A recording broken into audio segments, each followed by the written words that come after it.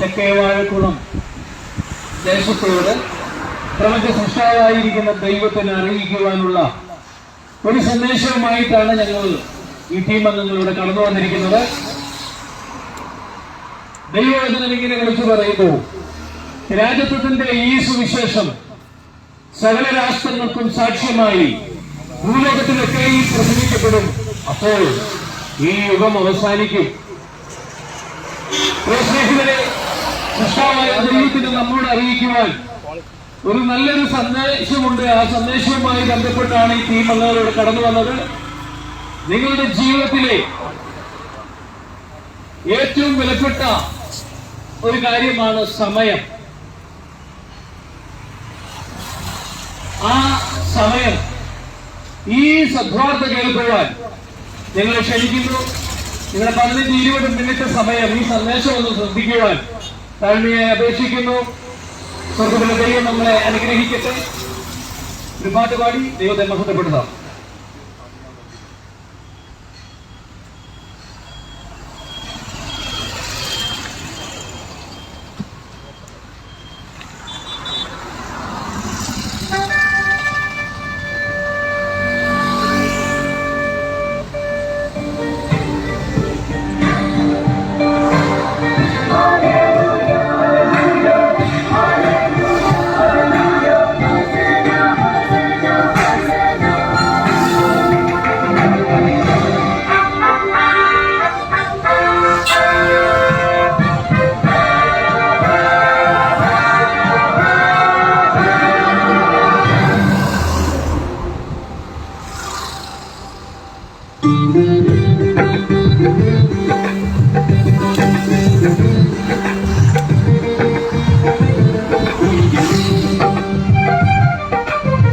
നാമൂത്തും ഭരണങ്ങൾ ഒടുങ്ങുന്നേ ഭൂമിയിൽ, നമ്മയൂട്ടും ദൈവരാജ്യം ഭരിക്കുവാൻ പോകുന്നേ.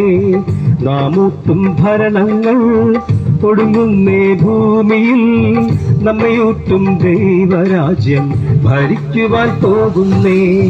മരിക്കുന്ന ജഡമനുഷ്യ ഭരണങ്ങൾ തീരുന്നേ, മരിക്കാത്ത ദൈവത്തിൻ ഭരണം തുടങ്ങുന്നേ. ചതിയനാം പിശാചിന്റെ ദുർഭരണം തീരുന്നേ, സത്യമാം ദൈവത്തിൻ ഭരണം തുടങ്ങുന്നേ. നാമൂത്തും ഭരണങ്ങൾ ഒടുങ്ങുന്നേ ഭൂമിയിൽ, നമ്മയൂട്ടും ദൈവരാജ്യം ഭരിക്കുവാൻ പോകുന്നേ.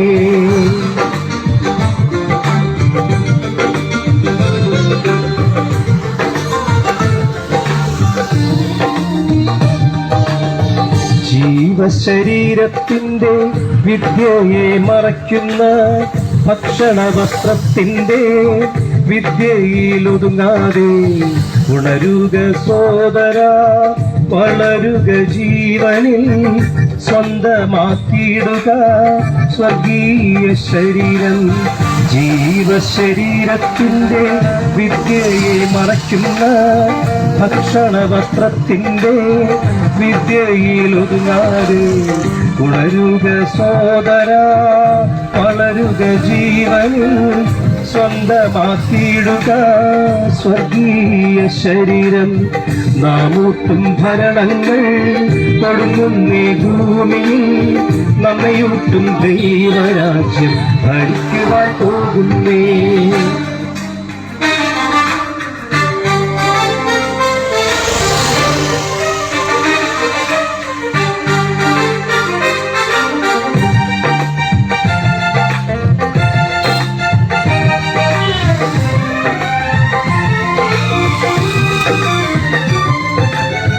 ചേർന്നിടാം നമുക്ക് ക്രിസ്തുവിൻ പാഠശാല, വഹിച്ചിടാം താൻമുഖം പഠിക്കുവാൻ നാഥനോട് അനുഗമിച്ചിടുക. നാഥൻ കാൽച്ചുവടിലെ ജയിച്ചിടാം, വിളങ്ങിടാം ദൈവത്തിൻ പുത്രരായി. ചേർന്നിടാം നമുക്ക് ക്രിസ്തുവിൻ പാഠശാല, വഹിച്ചിടാം താൻമുഖം പഠിക്കുവാൻ നാഥനോട് അനുഗമിച്ചിടുക. നാഥൻ കാൽച്ചുവടിലെ ജയിച്ചിടാം വിളങ്ങിടാം ദൈവത്തിൻ പുത്രരായി. നാമൂട്ടും ഭരണങ്ങൾ ഒടുങ്ങുന്നേ ഭൂമിയിൽ, നമ്മയൂട്ടും ദൈവരാജ്യം ഭരിക്കുവാൻ പോകുന്നേ.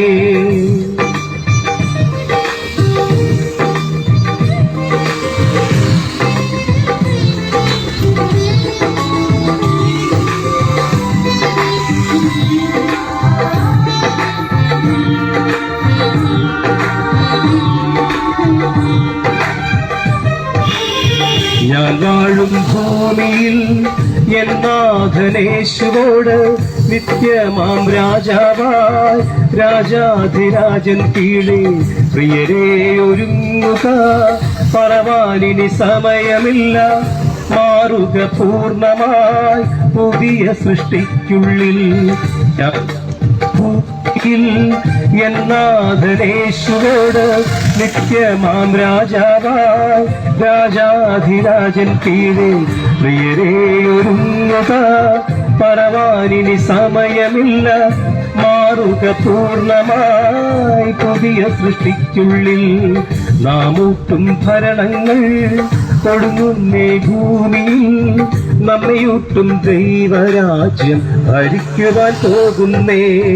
മരിക്കുന്ന ജഡമനുഷ്യ ഭരണങ്ങൾ തീരുന്നേ, മരിക്കാത്ത ദൈവത്തിൽ ഭരണം തുടങ്ങുന്നേ. ചതിയനാം പിശാചിന്റെ ദുർഭരണം തീരുന്നേ, സത്യമാം ദൈവത്തിൽ ഭരണം തുടങ്ങുന്നേ. നാമൂട്ടും ഭരണങ്ങൾ ഒടുങ്ങുന്നേ ഭൂമിയിൽ, നമ്മയൂട്ടും ദൈവരാജ്യം ഭരിക്കുവാൻ പോകുന്നേ.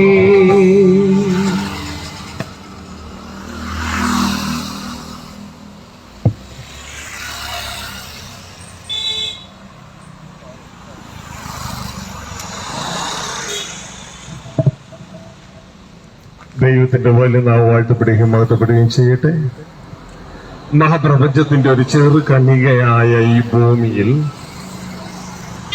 അനേക രാജ്യങ്ങളുള്ളതിൽ ഒരു രാജ്യമായ ഇന്ത്യയിലെ കേരളം എന്ന ഈ സ്റ്റേറ്റിലെ എറണാകുളം എന്ന ഈ ഡിസ്ട്രിക്റ്റിലെ ഒരു കൊച്ചു സ്ഥലമായി വാഴക്കുളം. ഈ വാഴക്കുളം ദേശനിവാസികളോട് സ്വർഗത്തിലെ സൃഷ്ടാവായ ദൈവത്തിന് അറിയിക്കുവാനുള്ള അരുളപ്പാട് അറിയിച്ച് കടന്നു പോകുന്ന ഒരു ടീമാണ് നിങ്ങളിപ്പോൾ ശ്രമിച്ചുകൊണ്ടിരിക്കുന്ന ഈ ടീം. പ്രിയ സഹോദരങ്ങളെ, ബൈബിളിൽ ഇങ്ങനെ ഒരു ചോദ്യം ചോദിക്കുന്നത്, നമ്മുടെ ജീവിതം എങ്ങനെയുള്ളത്? ബൈബിൾ തന്നെ ഒരു ഉത്തരം തരുന്നു. അല്പകാലത്തേക്ക് കാണുന്നതും മറഞ്ഞു പോകുന്നതുമായ ആവിയല്ലോ നമ്മുടെ ജീവിതം. ഈ ജീവിതത്തിന്റെ ഇടയിൽ സൃഷ്ടാവായ ദൈവം നമ്മളോട് അറിയിക്കുന്ന തന്റെ സന്ദേശം നിങ്ങളെ അറിയിച്ച് നമ്മളെക്കുറിച്ച് ദൈവം ആഗ്രഹിക്കുന്ന ഭാവി എന്തെന്ന് നിങ്ങളെ അറിയിച്ച് കടന്നു പോകുന്ന ഒരു ടീമാണിത്. നമ്മൾ ഓരോരുത്തരും ഈ ഭൂമിയിൽ സ്വന്തം നിലനിൽപ്പിന് വേണ്ടി അധ്വാനിക്കുന്നു, പ്രവർത്തിക്കുന്നു, അതിനുവേണ്ടി പഠിക്കുന്നു, ജോലിയെടുക്കുന്നു, പണം സമ്പാദിക്കുന്നു, ഭക്ഷണം കഴിക്കുന്നു. കഴിച്ച് നമ്മൾ ഇവിടെ മരിച്ച് താഴെ വീഴുന്നു. എന്തിനാണ് ഈ ഭൂമിയിലെ ജീവിതമെന്നും എന്താണ് ഈ ജീവിതം കൊണ്ട് സൃഷ്ടാവ് അർത്ഥമാക്കുന്നതെന്നും നാം എന്തുകൊണ്ട് പ്രായമാകുന്നുവെന്നും എന്തുകൊണ്ട് മരിച്ചു പോകുന്നുവെന്നും മരിച്ചു കഴിഞ്ഞാലുള്ള ജീവിതം എങ്ങനെയൊന്നും ഒന്നും അറിയാതെ ഇരുട്ടിലിരിക്കുന്ന അന്ധകാരത്തിലിരിക്കുന്ന ഒരു കൂട്ടം ജനം. ഈ ജനത്തെ ദൈവം മനുഷ്യനെ കുറിച്ച് ആഗ്രഹിക്കുന്നത് എന്താണെന്നും മനുഷ്യന്റെ ഭാവി എന്താണ് ദൈവം ആഗ്രഹിക്കുന്നതെന്നും ഏതാനും മിനിറ്റുകൾ കൊണ്ട് നിങ്ങളെ അറിയിച്ച് ഞങ്ങൾ കടന്നു പോവുകയാണ്. പ്രിയ സഹോദരങ്ങളെ, ദൈവം നമ്മളെക്കുറിച്ച് ആഗ്രഹിക്കുന്നത് നമ്മൾ മരിച്ചു പോകാനല്ല എന്ന് ആദ്യം തന്നെ തിരിച്ചറിയുക. ദൈവം നമ്മളെക്കുറിച്ച് ആഗ്രഹിക്കുന്നത് നാം ദൈവത്തിന്റെ മക്കളായി ദൈവത്തിന്റെ കുടുംബത്തിൽ ദൈവത്തോടൊപ്പം വസിച്ച് ദൈവത്തിന്റെ സ്നേഹവും സന്തോഷവും ഒക്കെ അനുഭവിച്ച് ദൈവത്തിന്റെ ഉടമസ്ഥതയിലുള്ള ഈ ഭൂമിയുടെ രാജാക്കന്മാരായി ഈ ഭൂമിയെ കേൾത്തേക്ക് ചെയ്യുന്നവരായി നമ്മൾ മാറണമെന്നാണ് ദൈവത്തിന്റെ ആഗ്രഹം. പക്ഷെ നിർഭാഗ്യവശാൽ നമ്മളെല്ലാം മരിച്ചു പോയിക്കൊണ്ടേയിരിക്കുന്നു. നമ്മൾ ജീവിക്കാൻ വേണ്ടി പണിയെടുക്കുന്നു, പക്ഷെ മരിച്ചു പോകുന്നു. എന്താണ് ഇതിന്റെ അർത്ഥം? നമ്മളോടുകൂടെ ദൈവം സൃഷ്ടിച്ച സൂര്യൻ ഇതുവരെ മരിച്ചിട്ടില്ല, ചന്ദ്രൻ ഇതുവരെ മരിച്ചിട്ടില്ല, പക്ഷെ നമ്മൾ മരിച്ചുകൊണ്ടേയിരിക്കുന്നു. ഇത് ചിന്തിക്കുന്നത് വളരെ വിരളമായിട്ടുള്ള ആളുകളെ ഉള്ളൂ. അല്ല, ആരും തന്നെ ഇല്ലെന്ന് വേണമെങ്കിൽ പറയാം. നമ്മൾ എന്തുകൊണ്ട് മരിച്ചു പോകുന്നു? എന്തുകൊണ്ട് നക്ഷത്രം മരിക്കുന്നില്ല, സൂര്യൻ മരിക്കുന്നില്ല, ചന്ദ്രൻ മരിക്കുന്നില്ല? നമ്മൾ മരിച്ചു പോയിക്കൊണ്ടേയിരിക്കുന്നു. ഇതിന്റെ അർത്ഥം ദൈവം നമ്മളെ സൃഷ്ടിച്ച അവസ്ഥയിൽ നിന്ന് ദൈവത്തിന്റെ വഴി വിട്ട് നമ്മൾ മാറിപ്പോയി. പ്രിയ സഹോദരങ്ങളെ, ദൈവത്തിന്റെ വഴി വിട്ട് മാറിപ്പോകുന്ന ഏവർക്കുമുള്ള ഒരു ക്രമീകരണമാണ് മരണം. ദൈവത്തിന്റെ വഴി വിട്ട് മാറിപ്പോകുന്നതിനെ കുറിച്ച് ബൈബിൾ പറയുന്നത് പാപം എന്നാണ്. എന്നാൽ സ്വർഗത്തിലെ ദൈവം, നമ്മളോട് ദയാലുവായ ദൈവം, നമ്മളോട് കരുണയുള്ള ദൈവം, നമ്മളുടെ പാപങ്ങളൊക്കെ ക്ഷമിച്ച് നമ്മളെ വീണ്ടും ദൈവത്തിന്റെ ആ നമ്മളെക്കുറിച്ച് ആഗ്രഹിക്കുന്ന ഭാവിയിലേക്ക് കൊണ്ടുവരാൻ ദൈവം ആഗ്രഹിക്കുന്നു.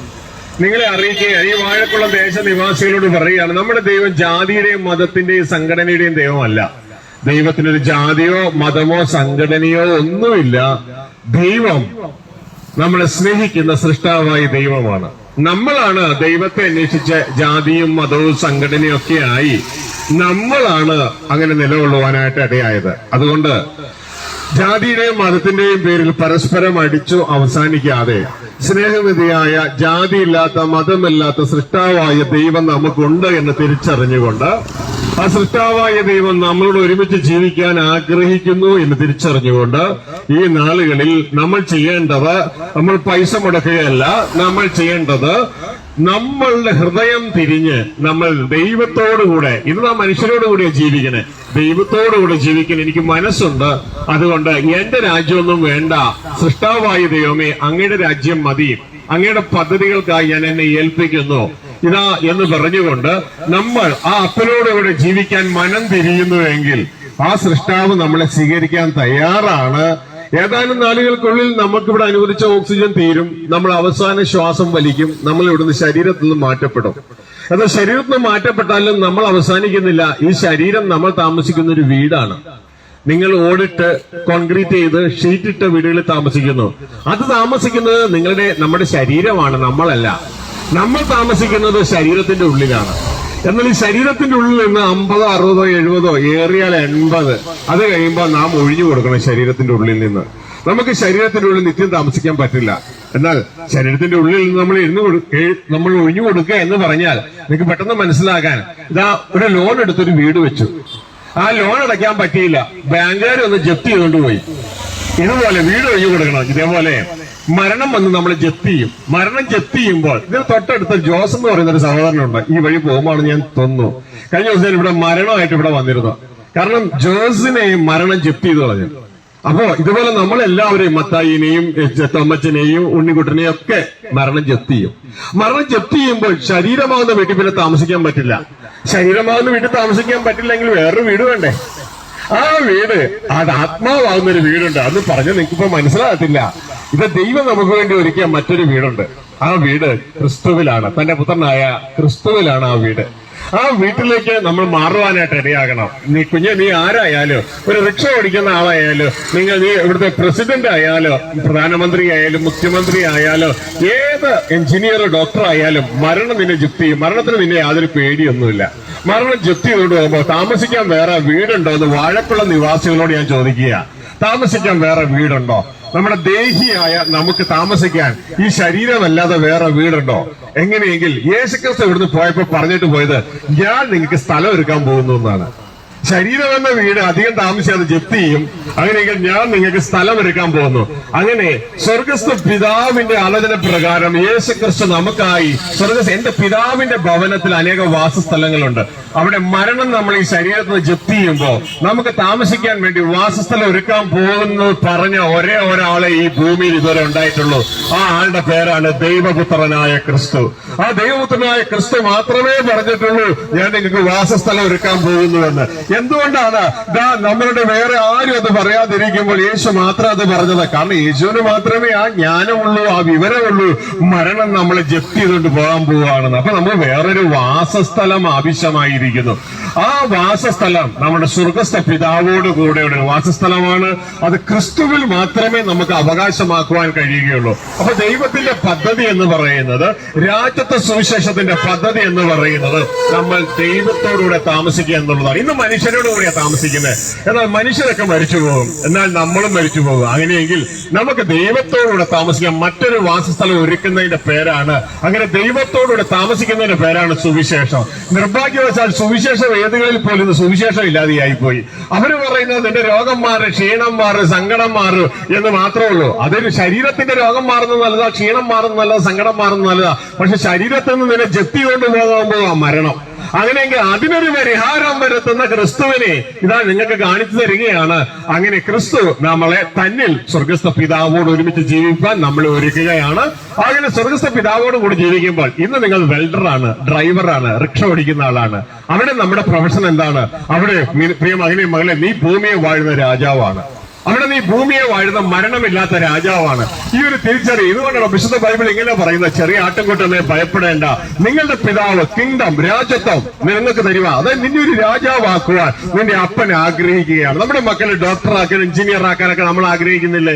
അങ്ങനെ സൃഷ്ടാവ് ആഗ്രഹിക്കുന്നത് എന്നെയും നിങ്ങളെയോ ഈ ഭൂമിയുടെ രാജാവാക്കി മാറ്റുവാൻ നമ്മുടെ സൃഷ്ടാവ് ആഗ്രഹിക്കുകയാണ്. സൃഷ്ടാവിന്റെ ഭവനക്കാരാക്കി മാറ്റുവാൻ സൃഷ്ടാവ് ആഗ്രഹിക്കുക. സന്തോഷമുണ്ടോ? സൃഷ്ടാവിന്റെ ഭവനക്കാരാക്കി മാറ്റുവാൻ സ്വർഗത്തിലെ ദൈവം നമ്മളെ ആഗ്രഹിക്കുമ്പോൾ, നമ്മളെ കുറിച്ച് ആഗ്രഹിക്കുമ്പോൾ അതിന് സന്തോഷമുള്ളവരായി നാം തീർന്നുവെങ്കിൽ, പ്രിയ മകനെ, ആ സൃഷ്ടാവോടുകൂടെ ജീവിപ്പാൻ നീ ആഗ്രഹിക്കുന്നുവെങ്കിൽ, സൃഷ്ടാവോടുകൂടെ ജീവിപ്പാൻ നീ ആഗ്രഹിക്കുന്നുവെങ്കിൽ, ഇവിടെ മനസ്സിലാക്കേണ്ട ഒരു കാര്യം എന്ന് പറയുന്നത്, ഇതാ നാം മനം തിരിയുവാൻ ഇടയാകണം. മാത്രമല്ല, ഇതാ നമ്മൾ നമ്മുടെ ജീവിതത്തിൽ ഈ മനം തിരിച്ച് സൃഷ്ടാവോടുകൂടെ ജീവിക്കാൻ ഞാൻ തയ്യാറാണ്. അപ്പാ, ഞാനിതാ മനസ്സിന് അന്തരം വരുന്നു, അങ്ങയോടുകൂടെ ജീവിപ്പാൻ ഞാൻ തയ്യാറാണ് എന്നൊരു തീരുമാനമെടുക്കുമ്പോ, പ്രിയ സഹോദരങ്ങളെ, ആ തീരുമാനമാണ് ഏറ്റവും നല്ല തീരുമാനം. പക്ഷെ ഒരു വിഷയമുണ്ട്. സൃഷ്ടാവോടുകൂടെ ജീവിപ്പാൻ ഏത് സൃഷ്ടാവ്? പാപമില്ലാത്ത, പാപത്തോട് അടുക്കാത്ത, നീതിയിൽ സൂര്യനായ, മനുഷ്യരാരും കാണാത്ത, കാണാൻ കഴിയാത്ത ആ സ്വർഗസ്ഥ പിതാവോടുകൂടി ജീവിക്കാൻ നീ ആഗ്രഹിക്കുമ്പോ, നമ്മുടെ ജീവിതത്തിന് ഏറ്റവും വലിയ തടസ്സം നമ്മുടെ പാപമാണ്. ആ പാപത്തിൽ നിന്ന് നമുക്കൊരു മോചനം വേണം. എങ്കിലേ പാപനിമിത്തമുള്ള മരണത്തിൽ കുടുങ്ങിയ നമുക്ക് രക്ഷയുള്ളൂ. അതിനുള്ള ഏക വഴി എന്ന് പറയുന്നത് ദൈവത്തിന്റെ പുത്രനായ ക്രിസ്തുവാണ്. ഈ ക്രിസ്തുവിലൂടെ അല്ലാതെ ആർക്കും ഈ സ്വർഗീയ പിതാവോട് കൂടിയുള്ള ജീവിതത്തിലേക്ക് കടന്നു വരാൻ പറ്റില്ല. കാരണം സ്വർഗീയ പിതാവ് നീതിമാനാണ്, പാപത്തോട് സഹകരിക്കുകയില്ല, നീതിയിൽ സൂര്യനാണ്. ഇരുളടഞ്ഞ മണ്ഡലങ്ങൾ തന്റെ അടുക്കലേക്ക് അടുക്കാൻ പറ്റത്തില്ല. ഇതാ അങ്ങനെയുള്ള ഒരു സ്വർഗീയ പിതാവിനോട് അടുക്കുവാൻ, നമ്മുടെ പാപം വിട്ടുതിരിയുവാൻ, ആകാശത്തിന് കീഴിൽ മനുഷ്യരുടെ ഇടയിൽ മനുഷ്യരക്ഷയ്ക്കായി ഒരേ ഒരു നാമമേ നൽകപ്പെട്ടിട്ടുള്ളൂ. ആര് നൽകി? സ്വർഗസ്ഥ പിതാവ് നൽകിയിട്ടുള്ളൂ. അങ്ങനെയെങ്കിൽ ആ നാമം തന്റെ പുത്രനായ ക്രിസ്തുവാണ്. മനുഷ്യവർഗത്തിന്റെ പാപത്തിനു വേണ്ടി ഇതാ ആ ക്രിസ്തു കാൽവരി ക്രൂശിൽ യാഗമായി. പാപത്തിന്റെ ശമ്പളം മരണമാണ്. ദൈവത്തോട് നാം നമ്മുടെ പിതാക്കന്മാർ അനുസരണക്കേട് കാണിച്ചത് നിമിത്തം നാം എല്ലാം മരണത്തിന്റെ കീഴിലായി. അതുകൊണ്ടാണ് നമ്മളെ പാപം ചെയ്യാൻ ആരും പഠിപ്പിക്കേണ്ട. സ്കൂളിൽ പോയി ഇംഗ്ലീഷ് പഠിക്കണമെങ്കിൽ ABCD ആദ്യം പഠിപ്പിക്കണം. പക്ഷെ പാപം ചെയ്യാൻ ഏതെങ്കിലും ആളെ പഠിപ്പിക്കണോ? അസൂയപ്പെടാൻ പഠിപ്പിക്കണോ? വേണ്ട. അത് നമ്മുടെ ഉള്ളിൽ ഇംപ്ലാന്റഡ് ആണ്. നമ്മൾ ഫേംവെയർ ഫിറ്റ് ചെയ്ത് പെട്ടുപോയി കിടക്കുകയാണ്. അപ്പോ ആ പാപ സ്വഭാവം നമുക്കുള്ളതുകൊണ്ട് നാം പാപം ചെയ്യുന്നു. എന്നാൽ പാപത്തിൽ നിന്നുള്ള പരിഹാരം ദൈവവചനം പറയുന്ന പാപത്തിന്റെ ശമ്പളം മരണമാണ്.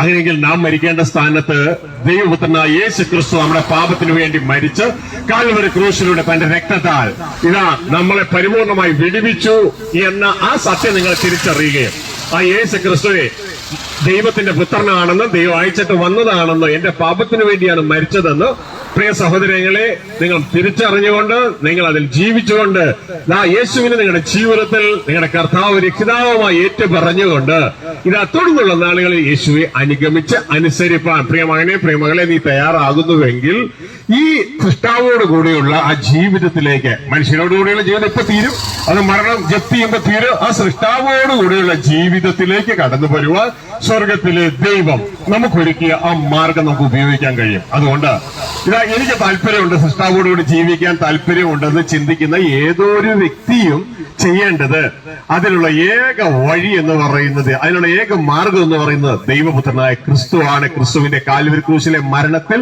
ഞാൻ നിങ്ങൾ വിശ്വസിച്ച് ആ ക്രിസ്തുവെ കർത്താവായി, അതായത് ഇനിയുള്ള നാളുകളിൽ ഞാൻ ക്രിസ്തുവെ അനുസരിച്ച് ജീവിക്കുമെന്ന് ഒരു തീരുമാനമെടുത്തുകൊണ്ട് തുടർന്നുള്ള നാളുകളിൽ ക്രിസ്തുവെ അനുസരിച്ച് അനുഗമിക്കുവാൻ നീ തയ്യാറെടുക്കുന്നുവെങ്കിൽ ആ സ്വർഗീയ പിതാവിന്റെ ഭവനത്തിൽ ദൈവരാജ്യത്തിലേക്ക് കടന്നു വരാൻ കഴിയുമെന്ന് ഏവരെ ഓർപ്പിക്കുകയാണ്.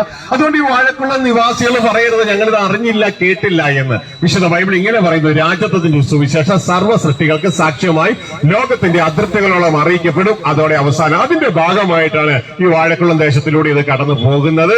ഇത് ഞങ്ങൾ കണ്ടില്ല കേട്ടില്ല എന്ന് അറിയരുത്. അതോടെ ഈ ശബ്ദ കാഴ്ച പരിധിയിലുള്ള ഏവരോടും പറയുകയാണ്, ഞങ്ങളിത് കണ്ടില്ല കേട്ടില്ല എന്ന് പറയാൻ നിങ്ങൾക്ക് ഇനി യാതൊരു കാര്യവുമില്ല. മരണം മോനെ, നീ ആരായാലും, നീ നേഴ്സായാലും എഞ്ചിനീയർ ആയാലും ഡോക്ടർ ആയാലും മുഖ്യമന്ത്രി ആയാലും പ്രധാനമന്ത്രി ആയാലും പ്രസിഡന്റ് ആയാലും നീ ആരായാലും മരണം നിന്നെ ജപ്തി ചെയ്യും. എന്നാൽ മരണം നിന്നെ ജപ്തി ചെയ്യുന്നതിന് മരണത്തെ ജപ്തി ചെയ്യുവാൻ കഴിയുന്ന ഒരു സുവിശേഷം നീ ഇന്ന് കേട്ടിരിക്കുകയാണ്. അതുകൊണ്ട് ആ സുവിശേഷം അനുസരിച്ച് യേശുവിനെ രക്ഷകനായി സ്വീകരിച്ച് യേശുവെ അനുസരിച്ച് അനുഗമിച്ച് സ്വർഗീയ പിതാവോടുകൂടെ എത്തിച്ചേരുവാൻ ജീവിപ്പാൻ ദൈവം നമ്മളെ മരണമില്ലാത്തവരായി ക്ഷണിക്കുകയാണ്, ദൈവം മക്കളായി ക്ഷണിക്കുകയാണ്. അതുകൊണ്ട് ഈ വാഴക്കുളം നിവാസികളെ ഇതാ ഈ സദ്വാർത്ത നിങ്ങളെ അറിയിച്ചിരുന്നു. ഞങ്ങൾ നിങ്ങൾക്ക് വേണ്ടി ഇതാ പ്രാർത്ഥിച്ചുകൊണ്ടിരുന്ന് കടന്നു പോവുകയാണ്. ഞങ്ങളുടെ സ്വർഗസ്ഥനായ ഞങ്ങളുടെ നല്ല പിതാവേ, അങ്ങ് ഞങ്ങൾക്ക് വേണ്ടി ഒരുക്കിയ മഹാഭാവി, ആ നല്ല ഭാവി, ആ നിത്യഭാവി ഈ ദേശനിവാസികളെ അങ്ങ് അറിയിച്ചു. ഈ ശബ്ദ കാഴ്ചപരിധിയിലുള്ളവരെ അങ്ങ് അറിയിച്ചു. നന്ദിയോടെ സ്തോത്രം ചെയ്യുകയാണ്. മരണം ഞങ്ങളെ ജപ്തി ചെയ്യുന്നതിന് മുമ്പ് ഞങ്ങൾക്ക് വേണ്ടി ക്രിസ്തുവിൽ അങ്ങ് ഒരുക്കിയിരിക്കുന്ന ആ വാസസ്ഥലത്ത് ഞങ്ങൾ എത്തിച്ചേരുവാൻ ഞങ്ങളെ അങ്ങ് സഹായിക്കണമെന്ന് പ്രാർത്ഥിക്കുകയാണ്.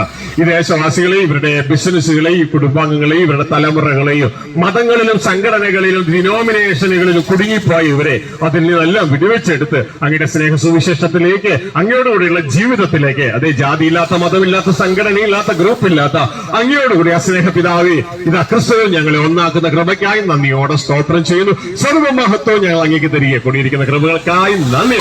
ഈ ജനതയുടെ നാമത്തിൽ അനുഗ്രഹിക്കുന്നവർ അനുഗ്രഹമായി തീരട്ടെ, അനുഗ്രഹമായി തീരട്ടെ. നന്ദി, നമസ്കാരം. അപ്പോൾ തന്നെ ഒരു കാര്യം ഓർപ്പിച്ചോളട്ടെ പ്രിയ സഹോദരങ്ങളെ, ഞങ്ങളുടെ സഹോദരി സഹോദരങ്ങൾ നിങ്ങളുടെ ഇടയ്ക്ക് 2 നോട്ടീസുകൾ കൊണ്ട് നൽകിയിട്ടുണ്ട്. ആ 2 നോട്ടീസുകളിൽ ഒന്ന് ഒരു ട്രാക്റ്റാണ്. ആ ട്രാക്ട് എന്ന് പറയും, ഞങ്ങളിവിടെ സംസാരിച്ച് കടന്നു പോയാലും ഇത് പെട്ടെന്ന് മറന്നുപോകും. എന്നാൽ ആ ട്രാക്ട് മറന്നു പോവുകയില്ല. ആ നോട്ടീസ് നിങ്ങൾക്ക് കിട്ടിക്കഴിഞ്ഞാൽ അത് ഞങ്ങളുടെ അഡ്രസ് ഉണ്ട്, ഞങ്ങളുടെ ടെലിഫോൺ നമ്പർ ഉണ്ട്. ഇതിനെക്കുറിച്ച് കൂടുതൽ അറിയാൻ നിങ്ങൾ താല്പര്യപ്പെടുന്നുവെങ്കിൽ ഇതാ ഞങ്ങളെ ബന്ധപ്പെടുന്നുവെങ്കിൽ ഞങ്ങൾ നിങ്ങളെ ഇതിന് സഹായിക്കാം. മറ്റൊന്ന്, ഇവിടെ അടുത്ത് പൂക്കാട്ടുപടിയിൽ ഒരു ധ്യാന കേന്ദ്രമുണ്ട്. ഇതിനെക്കുറിച്ച് കൂടുതൽ അറിയാൻ നിങ്ങൾ താല്പര്യമാകുന്നുവെങ്കിൽ കഴിഞ്ഞ 22 വർഷത്തിലധികമായി പ്രവർത്തിച്ചു വരുന്ന ആ പ്രാർത്ഥനാലയം എന്ന് പറയുന്ന ധ്യാന കേന്ദ്രം, അതിന്റെ നോട്ടീസാണ്. എല്ലാ മാസവും ആദ്യ തിങ്കളാഴ്ച ആരംഭിച്ച് ഇതാ ശനിയാഴ്ച അവസാനിക്കുന്ന ആ ധ്യാനത്തിലേക്ക് നിങ്ങളെ ഇവരെ ക്ഷണിക്കുകയാണ്. ഈ ലോകത്തെ വിഷയങ്ങളിലും മറ്റു കാര്യങ്ങളിലും ഒക്കെ ഭാരപ്പെട്ട് ഇവിടെ വിഷമിച്ചു നിൽക്കുന്ന ഏത് വ്യക്തിക്കും, മാത്രമല്ല ദൈവരായ സുവിശേഷത്തെക്കുറിച്ച് അറിയുക, എന്റെ സൃഷ്ടാവ് എനിക്ക് വേണ്ടി ഒരുക്കിയിരിക്കുന്ന ഭാവിയെക്കുറിച്ച് അറിയാൻ താല്പര്യമുണ്ട്, എനിക്കതിനെക്കുറിച്ച് കൂടുതൽ അറിയണം താല്പര്യമുള്ളവരെ ഏവരെയും അതിലേക്ക് ക്ഷണിക്കുകയാണ്. അടുത്ത ധ്യാനം ഫെബ്രുവരി 3-ാം തീയതിയാണ്. നിങ്ങൾ ഏവരെയും അങ്ങോട്ട് ക്ഷണിക്കുകയാണ്. കൂടുതൽ അറിയാൻ നിങ്ങൾക്ക് താല്പര്യമുണ്ടെങ്കിൽ അതിൽ താഴെ കൊടുക്കുന്ന നമ്പർ നിങ്ങൾ വിളിക്കുന്നെങ്കിൽ ഞങ്ങൾ നിങ്ങളെ സഹായിക്കാം. എന്റെ പ്രിയമകളെ നഷ്ടമാക്കരുത്, ഈ അവസരം നഷ്ടമാക്കരുത്. മരണം നമ്മളെ ജപ്തി ചെയ്യാൻ പോവുകയാണ്. അത് ആരായാലും ശരി, മരണം ഇപ്പൊ ജപ്തി ചെയ്യും. മനുഷ്യരോടുള്ള വാസന ഇപ്പൊ ജപ്തി ചെയ്യും. അതിനു മുമ്പ് നിന്റെ സൃഷ്ടാവിൽ സൃഷ്ടാവ് ഒരുക്കിയ ആ സൃഷ്ടാവോടുള്ള ജീവിതത്തിലേക്ക് ക്രിസ്തുവിൽ ഒന്നായി തീരുവാൻ നിങ്ങൾ ഏവരെ ക്ഷണിക്കുകയാണ്. ദൈവം നിങ്ങളെ സഹായിക്കട്ടെ, കൂട്ടായിരിക്കട്ടെ. താങ്ക് യു, നന്ദി, നമസ്കാരം.